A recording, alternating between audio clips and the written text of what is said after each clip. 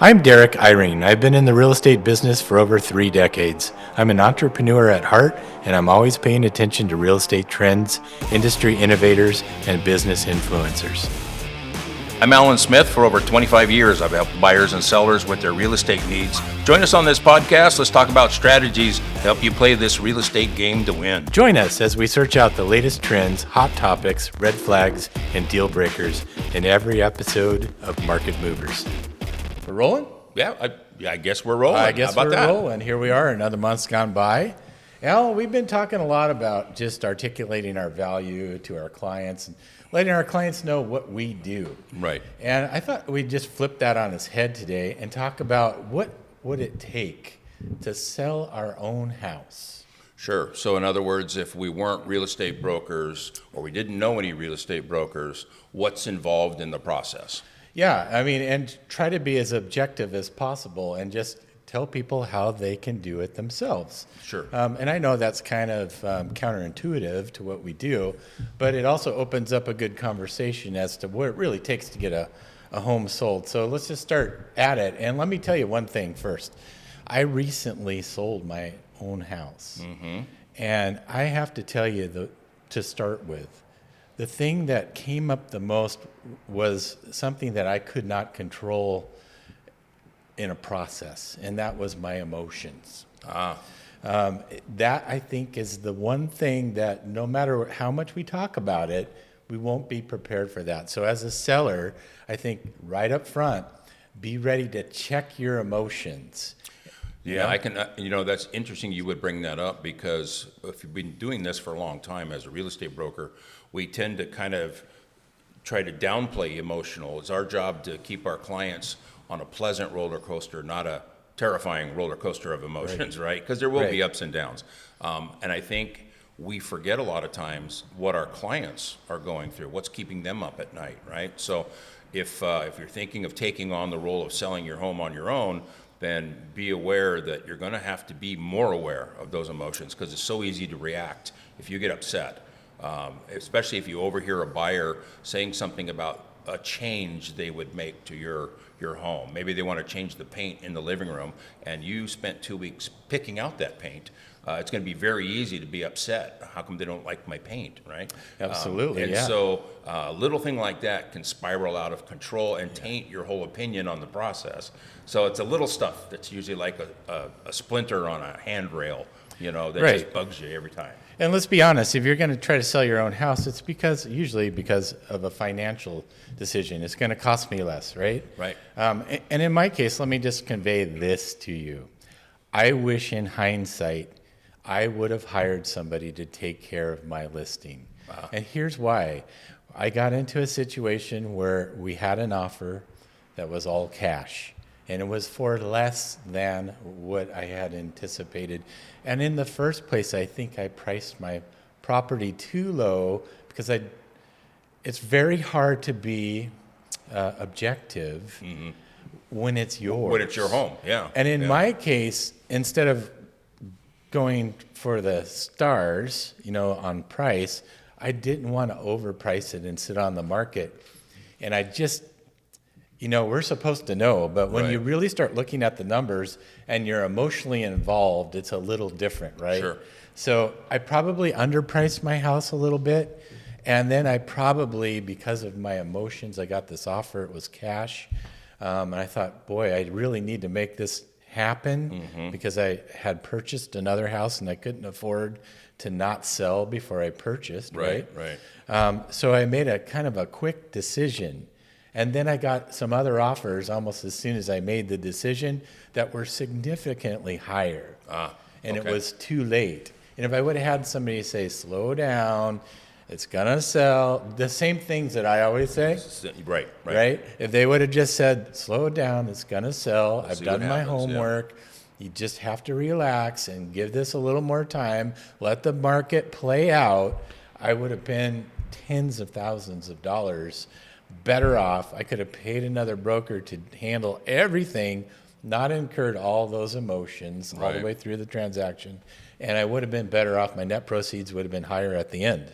And That's my own personal story. And And it's isn't true. that interesting? Because you've been doing this over, what, 30 years? Yeah. And so we're supposed to know better. Yeah, right? We're the ones right? that are telling people, hey, Yeah. watch out for this. Yeah. But you're exactly right. When it's your own situation, Yeah. then you're emotionally invested in it way more than, Way and you don't have that more. detached third eye that can say, hey, let's watch out for this. Yeah, and I had so many sleepless nights. My wife was like, "Are you going to ever sleep again?" I'm like, "Not until this is over." Not until this is over. Right? Yeah. So I really relearned and developed even more empathy for my clients because, you know, when it's yours, it's a whole lot different. So let's start with that. Get that out of the way. That's a great You point. just have to check yourself out emotionally. This is just about, at this point, right? This is about dollars and cents if you're going to sell on your own. Yeah, absolutely. And one of the things that I think bring people to that place in their life is our industry hasn't really done a great job of showing what everything we do is happening Yeah. behind the scenes. I know I scrambled that up. But, No, admittedly, yes. and the TV shows don't help. The TV shows just show the perfect nirvana world of selling real estate and making tons of money and not doing anything to earn that money, right? The reality is so different from what the perception is. And here's a little secret about the real estate broker world. The better the real estate broker, the easier it looks to everybody else. That's right. That's right. Because they've been through the wars, they've been through everything. They know how to handle and anticipate upcoming events. And so it's probably a lot like a surgeon. You know, the really excellent surgeons out there, they don't make it look like it's a frantic process. They make it look like, yes, we can handle this. So, so I don't think our own industry has really helped a lot. And let's face it, we all try to show that, you know, we're in control of this. We're all good. But you need to know if you're going to try to take this on yourself, it's a sales and marketing profession. So you're going to have to be part salesperson, and you're going to have to figure out from a marketing standpoint, like right off the bat, putting the sign in the front yard is an easy thing to do. Right? That's Yeah. just a couple bucks. Yeah. But now, how are you going to market your home to all the potential buyers that are out there? Right now, there's a pent-up pool of buyers. They're looking for a house just like yours. How are they going to find out about your house? Yeah, because you won't be with you won't have the luxury of the multiple listing service. Right. And all of those brokers. How many brokers are currently in So MLS? as of the end of 2024, so Okay. just a short while ago, there were 32,000 brokers Okay. in over 2,400 offices in the 26 county area in Washington State that the Northwest Multiple Listing Service serves. Okay, Okay. so we have all of those thousands of brokers right in our local area working with buyers. Right. And they will get the information through our multiple listing service that your property is for sale under normal circumstances when you list your property. Normally, so you're not yes. going to have that. Right. Normally, the moment your house went on the market with a real estate broker, it instantly shows up on the computers of all the other brokers. So if they have a client looking for a house similar to yours, they're going to know about it within a minute of it going live if they're sitting Right. on their computer and paying attention. So we have to figure out, okay, how are we going to get the buyers that are out there that are, most of them, let's face it, are working with real estate brokers because they want somebody to guide them through the process. How do we get their attention? How do we get the attention of the real estate brokers? And how do we get them to look at your home? And so that's something to really think about. Yes, you can do all the social media sites, but the machine that's behind the real estate brokerage industry is going to be off to the side for this situation. You're going to have to figure out how to attract eyeballs. Right. So if I'm trying to make up ground for not having access to that database, which also then propagates out into all the other sites, right? Nationally and internationally. Right. If I don't have access to that, I have a sign in the yard. Mm-hmm. I have some flyers. Right.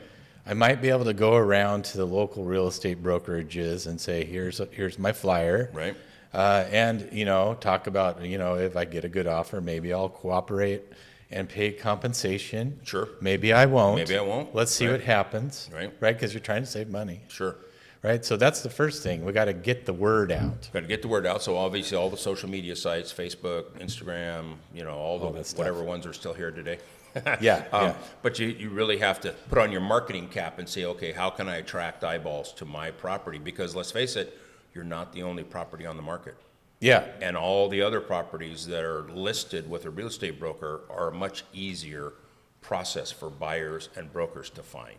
Right. So you're kind of pushing that rock uphill, but just be aware of that. So they're going to be easier to find and probably easier to show too, because we have a thing in our MLS called showing time, and that allows us to set up an appointment and access a key box or a lock box Right. that is only accessible with real estate brokers. Yeah, right? so if you don't have access to that technology, and let's face it, most real estate brokers may not even know your house is on the market. Right. So you're going to be looking at buyers that potentially find your house one-on-one. Right. Probably just your sign in the yard. Yeah, and so people driving by, and that's great.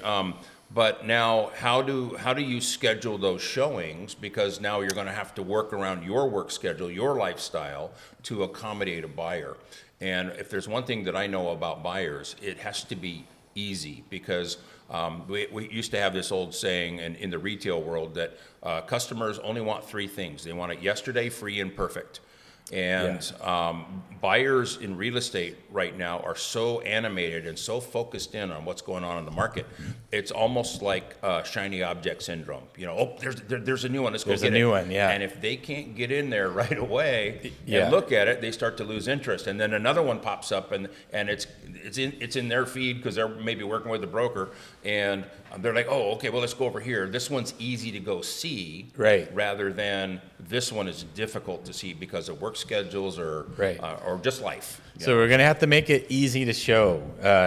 And also, you know, another thing, when we have buyers come through our house, do we generally want to make sure that they're able to purchase? Yes, so there's You know? that aspect of it. So when somebody walks in your house, let's say you're fortunate enough, you've been on the market a short time, and here comes this phone call, and hey, I saw your sign.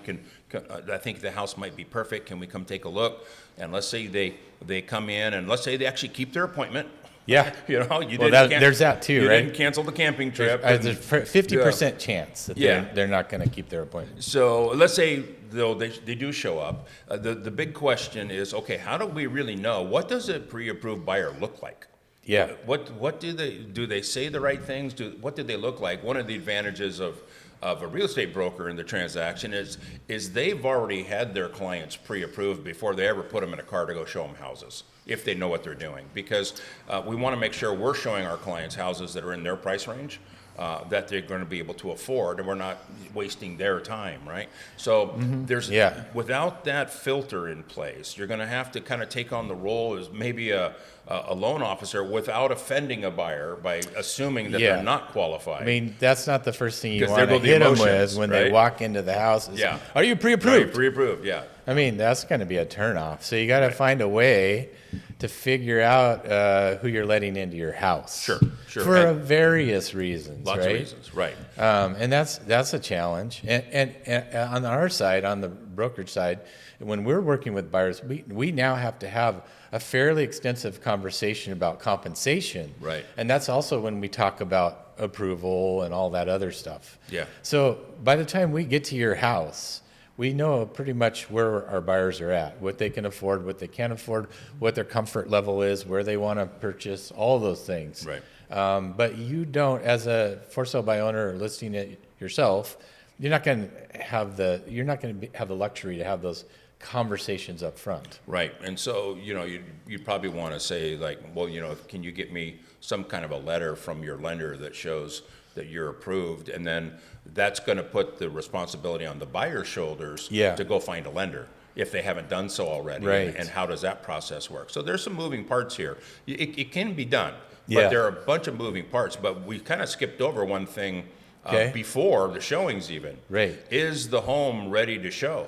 Yeah. Think of all the times where we've walked in and we've said, okay, this and that and the other might be a good thing to kind of take down temporarily while we're selling and start pre-packing, Right. and getting ready for the kind of the pre-move stage. Yeah. A lot of times some of the most difficult decisions we have is personal items that are in the home that mean a lot to the seller. Right. Sometimes you want to pull those down so that the house can be more neutral, so it's easier for a buyer to picture themselves living there and moving in. Right, and without an objective third party to tell, an experienced third party as a real estate broker to tell you what works and what doesn't work, what to take down, is okay to leave, Right. you're going to have to probably get online and Google and look at some staging sites and kind of make your best stab at it, right? Right. And then the other thing is the things that we don't know about as far as getting our home ready, like what is acceptable to an appraiser?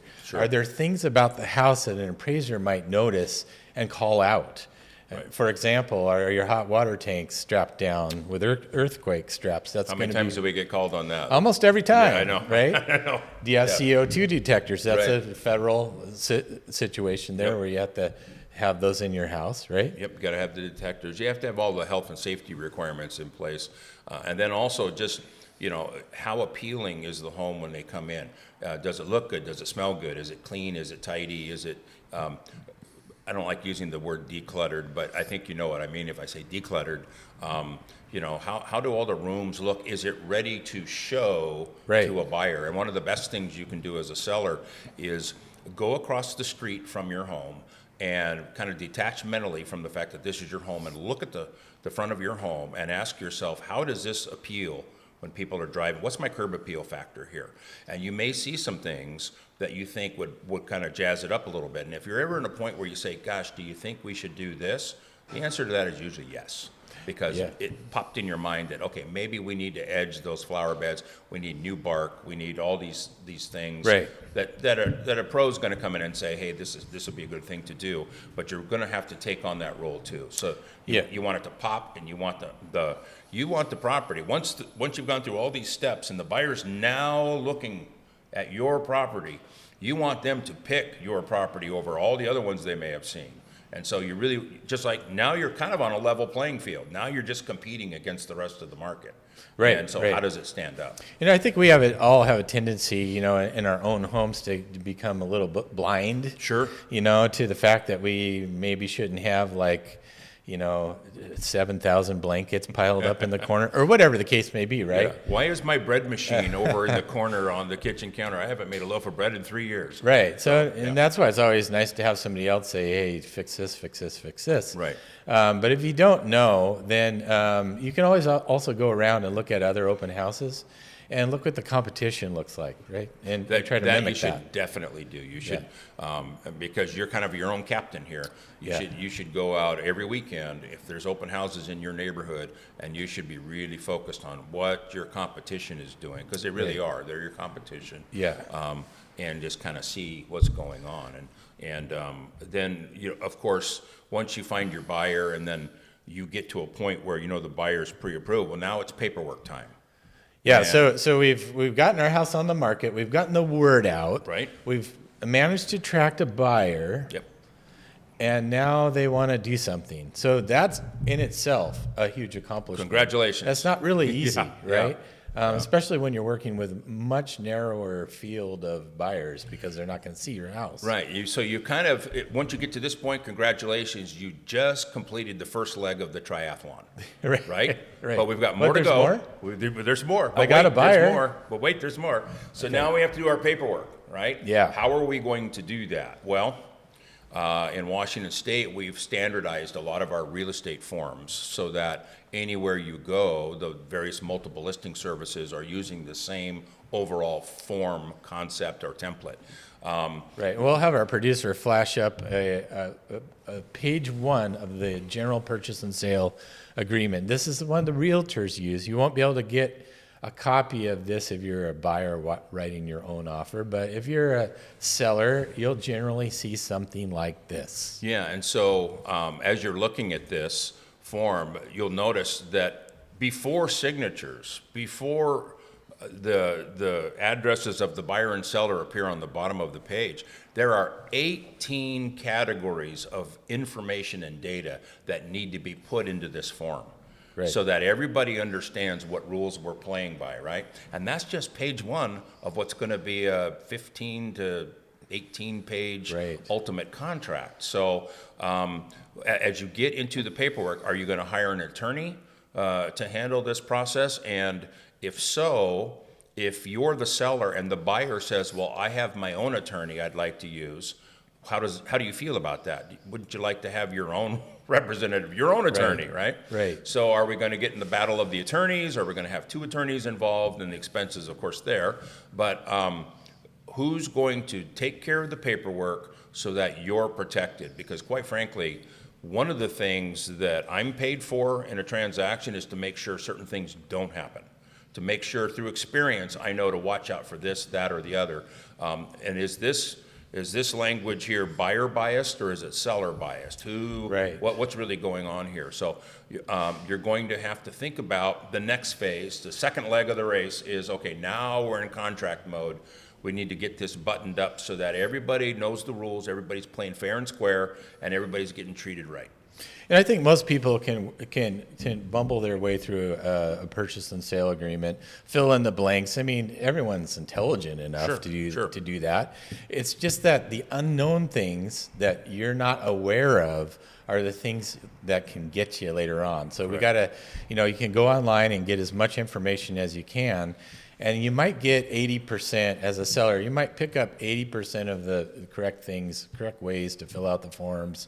But if you miss 20% or even 10%, depending on what it is, it could be the thing that can get you in trouble down the road. And I'm a seller selling on my own. I want to save money and I don't want to get in trouble down the road. Right. Well, and it goes right back to your first point, which is, and I'm maybe emotional, and this is my first offer. Maybe we're not going to get another offer. Maybe we better take this. Yeah. And so again, it's kind of circles back around to the start of the race. Right? Yeah. You get an offer and the pressure's on. What do I do here? Right. Do I make a decision? So the first thing you do is look at the purchase and sale, and you have to decipher if this is a good offer for you. And you have to determine if there's anything that is left out. You have to think of all the things that maybe you don't know about. Right. So you can go online and you can Google and see what things you might need that aren't attached to your purchase and sale. Yeah. What's the process that you're jumping into? And so just as an aside here, a couple of things you're going to need to have in your toolkit here are who are you going to use for title and who are you going to use for the escrow company? Because those title and escrow folks are pivotal to the successful closing. Right. And a lot of people, gosh, I didn't know title and escrow people until I got into real estate. And so you need to be thinking about that. Are you going to use an attorney to close the transaction? You're still going to need a title company. Do I have to have a title? Well, it would be really good. It would be really good. Would you buy a car without a title? Yeah, right. Right. So here, I'm going to give you cash. You give me the car. I don't need a title. It's all good. Yeah. No, you have to. Right. You need to make sure that that your title is transferable. That it's. So that would be the seller's policy. The seller's policy, and then the buyer, if the buyer's getting a loan, the buyer's taking out a title insurance policy to protect the lender. So that's the lender's policy. So it the would lender be required. The lender is going to start pulling some strings eventually. They're going to require certain things. Yeah. And so. So heads up, you're going to have title. You're going to have to pay for your portion, and the buyer's going to have to pay for their portion, and then you're going to have escrow. Can you close a transaction without escrow? I think I can think of one that you can. Yeah, you can, but one type. Wouldn't it be great to have a third party who's responsible for making sure that everything happens legally, so that you don't get a phone call or a knock on the door a month after you've moved in and you realize, oh, wait a minute, we don't own this house. Right. I mean, so. I think the only situation I can think of where you can close a transaction without escrow is a mobile home in a park. Right. Where it's just the title of the mobile home is like a title to a car, and you can go down to the title registration licensing place and just transfer it. I still don't recommend it, because there's a lot of things you need to do to make sure that the closing goes well. And for a fairly nominal fee, escrow does a good job of making sure the credits and the debits are all in the right space. Mm-hmm. So you're going to have to open title and escrow. Title and escrow, and then you're going to have to bundle together your paperwork. If the buyer is getting financing, you're going to need some kind of a form that addresses all the financing pluses and minuses, rules and regs. If they're going to do a home inspection, That's a whole nother step of the process, but you're gonna need documents that address that. If you're gonna need to review and analyze the doc for title. But what about the HOA?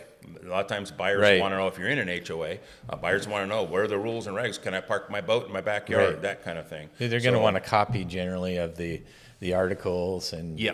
everything that the HOA has available. So you just have to get all that stuff bundled together and then have what they call meeting of the minds. Yeah. And the buyer and seller agree, okay, this is what we're gonna do, and congratulations, you just sold your house.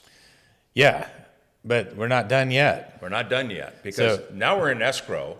So we finished the second leg of the triathlon. So we managed to get a buyer. We managed to piece together a purchase and sale that hopefully, That everybody's happy with. and it covers all the bases and it covers all the things that could go sideways. And hopefully you can get online and figure out what those are. You definitely need to talk. We haven't even touched on disclosures, right? We haven't so the seller is responsible for providing a full disclosure about the property to the buyer, and that's a state requirement. That's not just a Northwest Multiple Listing Service requirement. So there are disclosures that are required. If the house was built prior to 1978, there are lead paint disclosures Right. that are required, and the buyers are entitled to that information. And then until they get that information, they can back out of the transaction just because they don't have that information. Right. So, you know, obviously, again, you want to be on top of all the paperwork that you need. And then as you get into the third leg of the race, here you go, the real fun begins. Because now Right. one of the first things is the earnest money deposit that the buyer's responsible to take care of. And we need to make sure, did that get to the right people, usually escrow? Did that get to the right people within the right time frame Right. that the contract specifies? And then you need to know how much earnest money would be acceptable. You could, again, do a little research, light research. It's around 1 to 2 to 3%. Yeah, depending on your unique situation. And Yeah. gosh, if you've got 17 people sending offers your way, Then then it you gets can be higher. a little pickier, right? Yeah. But Yeah. let's just assume it's one buyer and you know, you're now moving forward. Well, after the earnest money deposit is made, the very next step is usually the home inspection process. And this is where I think I kind of go back to what you were talking about originally with emotions. Yeah. Because it's your own house, right? Especially, yeah, with the inspection. So if you switch gears for a second from a seller and put on your buyer hat for a second, because when you sell this home, you're going to go buy another one. When you're buying that home, you're probably going to want a home inspection. You're going to hire a home inspector. You're going to go into the home. You're not going to want the seller there because you don't want the seller walking over, looking over your shoulder. It's going to be a 3-hour process. And you really want to look under the hood of the house. You want to get in the crawl space. You want your inspector to go up in the attic. You want to look at all these different things. Well, you're not going to have the benefit of a real estate broker coordinating all of these things. So the buyer's going to call you and say, I've got Billy Bob's House of Home Inspections, want to be out there at 10 o'clock Saturday morning. And you're going to probably have to say, okay, because you're now under contract and you're trying to get some things accomplished. Yeah, you don't want to impede their ability to make an inspection. Yeah. And let's back up a little bit. Do we deter a buyer from having an inspection as a for sale by owner seller? So there's a big downside to doing that. Yeah. Because if something is discovered later, after the buyers lived there, Right. and they discover there was a leak in the roof, maybe the seller didn't even know about it, or usually it's a Right. plumbing leak in the crawl Yeah. space, because no one ever goes in their crawl space, right? Well, if the buyer flashes back and says, wait a minute, they wouldn't allow us to do a home inspection, they must have known about this. Right. Now you get that phone call and the can of worms is opened up, right? So And you get a call from Dewey, Cheatham, and Howe, and Yeah, they're there you trying go. to find you to serve you some paperwork. Exactly. So I would strongly recommend, if you're selling a property on your own, I would almost insist that the buyer do a home inspection with their own home inspector, or do your own home inspection, hire your own company, and have a pre-inspection that's already been done that you could show people, here, we've already had this done. Obviously, if you're doing a pre-inspection and 3 health and safety issues come out about the house, you better be prepared to take care of those so that you can then show people, hey, these 3 things came up and we took care of them.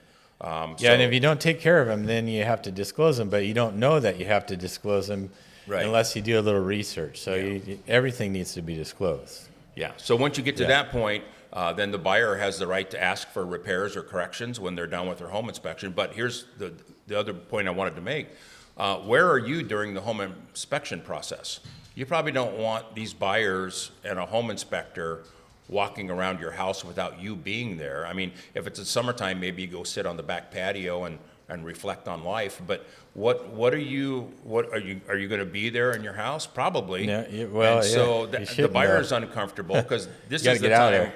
when the buyers want to talk about changes they're going to make. Yeah. You know, I want to blow out that wall. I want to tear out all those roses. And meanwhile, you're there and say, those are my prized Right, roses. right, And yeah. so the emotions come back. The there. emotions come back. So stay away from the inspection process and don't check your Ring camera. Yeah, Because you're going to exactly. feel insulted if they start picking apart your house. And you're going to do the same thing when you're buying your next Yeah, house. You're going to yeah. go in and It's say, human nature. gosh, I Yeah. want to, let's get rid of all this. Oh man, that's the ugliest paint color I've ever seen. Yeah. Who would buy that kind of paint, right? You're going to do that when you go to buy your house. So you have to, again, detach yourself from this process. Yeah. And then once you get through the home inspection process, you get through all of your other inspection or contingencies. We're not Right. even talking, by the way, if the buyer has to sell their home first Yeah. before That's a whole new can of buy worms. yours. And that's a Yeah. different can of worms, maybe Yeah. for another time. Yeah. But now you're getting close to the finish line Kind of. You still have Financing. an appraisal. and an appraisal process. So Yeah. normally in the real estate world, there are about 5 sales that have to take place. The first sale is that the seller has to be convinced their home is worth that price. For real, not just that you want Yeah. it, but you really know this is a good price. Even as a for sale by owner, you have to feel good about your price. Right. You know? So you have to do some kind of research. Because you have competition. Yeah. Right? So you have to feel good about your price. Now, if you're hiring a real estate broker, the real estate broker has to be sold on the fact that this is the right price and this is worth marketing and we can get this done. So that's the first 2 sales. Right. Well, then the real estate broker has to sell it to the other real estate brokers, the 32,000 that are out there. And that real estate broker then has to sell their buyer on going to look at the house. So there's 4 Right. sales that happen. And at that point is where we're talking about right now. This is where we're at right now. Yeah. Those 4 sales already happen in a standard transaction with real estate brokers. Right. Well, now the 5th sale happens. Here comes the A week or 2 before the end, here comes the appraiser. And this is where you would probably insert the Jaws theme song right here, right? Because the appraiser doesn't care about how much the buyer loves the house, doesn't care about the seller and all the extra improvements the seller made over all these years. The seller represents the bank. The And appraiser? seller, Yeah. I'm sorry, yeah, the appraiser. Yeah. The appraiser represents the bank. And the appraiser is there to make sure the bank is not put in harm's way. Right. So they're looking strictly at facts of record. What did these houses sell for in the area? And they're looking back in time a few months to justify that this is a good price. So if an appraiser calls out a work order on the house, paint chipping or roof needs to be replaced or anything like that, the whole process stops. Right. Until Then you got to this gets figure resolved. out your work order issues, Right. right? You need a good roofer, you need a good electrician, you need somebody reputable. So you're going to have to go around. Most real estate brokers will tell you they have a vendor list, but if you're on your own, you got to figure that out. Right. Not too hard. You could dial for dollars or ask some friends. But you know, You might know a good rougher, or it might right. be it might be something like there's a window broken, and one Yeah. of the qualifications of this loan program is all the windows have to be intact, Yeah. right? So it might be something minor like that, but it's going to have to be dealt with if the appraiser calls it out. right. And so you need to coordinate all that, and generally that work needs to be done prior to closing. Right. There are ways to work around Some that. exceptions every now and then. That's going to be up to the lender in Yeah. a lot of cases and what they're going to allow. Right. Right. So yes, So you're almost there. So the appraiser's done. Let's say the appraisal comes in at value. So you're not going to get, as a seller, you're not going to get a report that says, here's what your house is worth. Okay. And it's much higher than your list Right, price or right. much lower. You'll find out if it's lower. They'll tell you that part. yes. But they won't say, I think it's worth $30,000. Generally speaking, it's going Right. to come in at value. Did it meet what the terms of the contract say? Right. Is it worth this much? Right. And then you're just going to get a yes, it is, or it is, but we need these things done, or the other option is, hey, it's not worth that much. It's the price was over Right. market. The buyers were enthusiastic. They loved it. They were willing to do it. They just moved up from the Bay Area, and they can't believe how cheap everything is. Right. But now the whole transaction just comes to a screeching halt until we get these issues resolved, either Right. price adjustment or, get these things fixed so that we can close the loan. So that's another negotiation point. And we didn't really even delve into negotiating because you're negotiating on behalf of yourself. So Right. there's nobody in between you, and that can be where the emotions take over. So you got to be careful there. That's the only warning I can give you is try to just be very businesslike about this. And it's hard. So we're almost there. We have the appraisal. It's in. We've handled the work orders. Now what are we looking at? We got to make sure it closes. So do we need to call the lender and check up on them? We need to find out. Right now, at this point, everything that you could possibly do, you've done. Yeah. And so now it's up to the lender and the phantom individual known as an underwriter who lives behind the scenes that you never see. Have you ever met an underwriter? I've never met one. I may have seen one on the street sometime and not known. Right, But, like a zombie. But you never, yes. If you've seen the first Harry Potter movie, Yeah. when Harry goes in to get his wand, he's in this cave with all these little creatures. Yeah. Those are underwriters. So I the believe underwriter is the person that's actually going to sign off on the loan and provide Yeah. the funds to fund this transaction. Yeah. So they're in charge of the timeline at this point. Yeah. And so it's not a bad idea to call the lender who gave you that letter originally and said, yes, Billy and Sally are approved to buy your home. Not a bad idea to call them periodically and just say, how are we doing? How are we coming Yeah. along on the loan? Are there any bumps in the road? You don't want to pester them Right. because you want them to be on your side too. Right. Because everybody's trying to get this thing closed so Yeah. that you can move on to the next chapter of your life and the buyer Right. gets the house they want to live in. Okay. But you are at the mercy of the underwriter, and so you need to be flexible on your closing dates. I always tell my clients that closing dates are kind of like baby due dates. Yeah. You're given a date, and that's what you're targeting for, but sometimes it can happen a little sooner, sometimes it happens a little later for valid reasons, and so there You're needs right. to be a little bit of flexibility there. So what you're really talking about is managing expectations, but because you don't have anybody to tell you what to expect, you're going to kind of just have to do the best you can. Exactly. Right? Yeah. So, Right? in a nutshell, yes, you can do this. It's Yeah. doable. Yeah. You're just going to need to take on much more responsibility, and then you have to ask yourself, gosh, my life right now, do I have the ability to do this? Some people love the intricacies of this. Yeah. Some people would love to be a general contractor of building their own home, right? And then you talk to them a year later, they're like, I would never do that again. Yeah, Right? So, yeah. And I kind of feel that way about yeah. listing my own house. I think I would actually hire a broker, and I think I'd be better off. And I'm in the business. Yeah. So I agree with that. But it is possible. You just have to actually take a lot of time out, too, of your schedule A lot of time. to get it done because all these things take time. Yeah, and you have to inspect what you expect. Don't assume that anything you're being told is true, because if it's not in writing, it doesn't exist. And Right. so you just have to enter that transaction that way. Obviously, you want to get along with your buyers, because at some point, if the emotions get in the way and people are starting to butt heads, now this becomes a completely different transaction. And you have no buffer. There's nobody in There's between. nobody in the middle.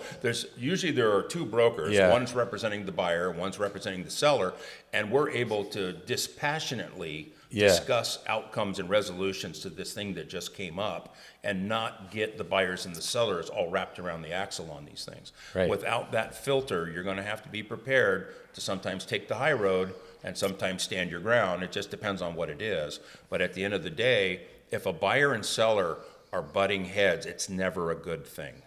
Yeah, it usually doesn't turn out very good. No, because, let's face it, life's too short. We don't want to go through life with more drama and more stress. Right. We want to accomplish what we need to accomplish, get to the next chapter of our lives, live our life, look back in time. Imagine looking back in time, and the one glaring thing in your life was this real estate transaction that you wish you'd do anything to get out of again, right? So, Yeah. but having said all that, we don't want to paint this as doom and gloom. No, Yes, it's not. And it's not. There's no fear in it. Just if you want to do it, you just have to be willing to take it on. And it's not just putting a sign in the yard and a box on the door. Mm-hmm. And so we our thought was let's just talk about what it takes if we want to sell it on our own just so that you know, like, there's a lot of There's a stuff lot of to stuff. do, and you have to be prepared, and you have to know about a lot of things that you don't know about. Right. And Right. remember this too, the next real estate broker you talk to about selling your home, the better they are, the less likely they're going to be about talking about all this kind of stuff because they can do it in their sleep and they know how to Yeah. anticipate things. So that kind of goes back to what we talked about originally, where sometimes we don't do a really good job of That's saying, exactly where I was thinking. this, Yeah. this is, you know, if you pick me, this is what you're going to get. And Yeah. so it's going to be concierge service, and we'll get everything taken care of so you can continue living your life. Yeah, I think if we had to walk point by point by point over all the things that we do, it would be a 3-hour appointment, and by the time the end of the appointment came, you would have bored your client to Right. tears with all the details, but they're necessary. Yes. So that's the reason why you don't often hear all those little details when you go to talk to your real estate broker about listing your house. Yeah, I think it's like if you're talking to a master mechanic, you took your car in the shop, you're willing to write a check to make this thing go away. I don't need to know how the internal combustion engine works. Yeah. I just need to know that when I pick up my car at the end of the day, it's done. The window works again, that kind Right. of thing. And so, Right. so there's a lot of advantages, obviously, in hiring people to do their job to make sure that your life continues moving forward in a positive way. So hopefully this helped. Yeah, hopefully this helps. See, we're bumping up against time. We're actually in a real live office here at John Scott Tacoma North. This is our weekly meeting day, so we're going to bump into that, and we hope that helped a little. There's a lot of information. There's much more involved than this, but we just kind of wanted to give you the 1,000-foot view of what it would take to sell your house on your own. It is possible. You can do it. You just have to be ready for, a lot of things that you really haven't maybe thought about. Right. You're going to have to get into that mindset that I need to, protect myself. I need to do a good job marketing. I need to deal with all of this time that I'm going to need to have. Need to be a good salesperson. Need to be able a decent salesperson. Talk about all the benefits of my house and how much you enjoyed living there. And you need to also figure out how to remove yourself from the emotional aspect of it. That's probably the big takeaway It right is the there. big That's the iceberg underneath the water surface. Yeah. Yeah. All right. Have a great week. Thanks, everybody. See you.